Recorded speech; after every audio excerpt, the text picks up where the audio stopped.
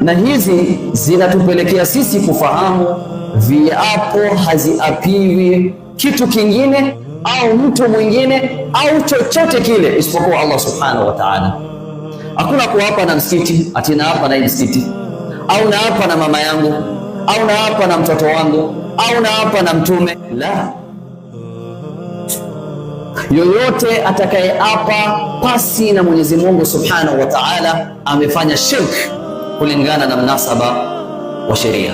Imekuja katika hadithi marawahu Imamu Ahmad, Mtume sallallahu alayhi wasallam anasema, man halafa bighairi llahi faqad ashraka, yoyote ambaye atakayeapa pasi na jina ya Mwenyezi Mungu basi yafahamu amemshirikisha Allah.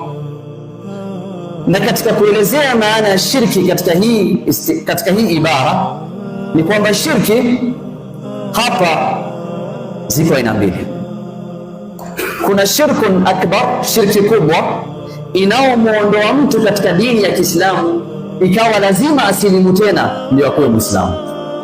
Na kisha kuna shirki ya pili inajulikana kama shirkun asghar, shirki ndogo ambao ni kabair, katika madhambi makubwa, haikutoi katika Kiislamu lakini ni shirki ambao ni katika madhambi makubwa.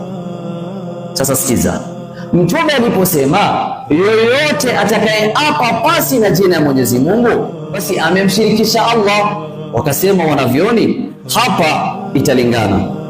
Ikiwa ulichoapia umeapa tu kwa sababu umezoea kutumia kiapo ya mama yako, kwa mfano naapa na mama yangu, ikiwa hii ni kiapo tu lakini haukukusudia kumtukuza mama yako na ya kwamba mama yako ndio yule ambaye kwamba unaiweka daraja ya juu kiasi ya kuwa unamtukuza kama anavyotukuza Mwenyezi Mungu, basi itakuwa ni shiriki ndogo, haikuondoi katika Kiislamu, lakini wewe utakuwa umetekeleza dhambi kubwa.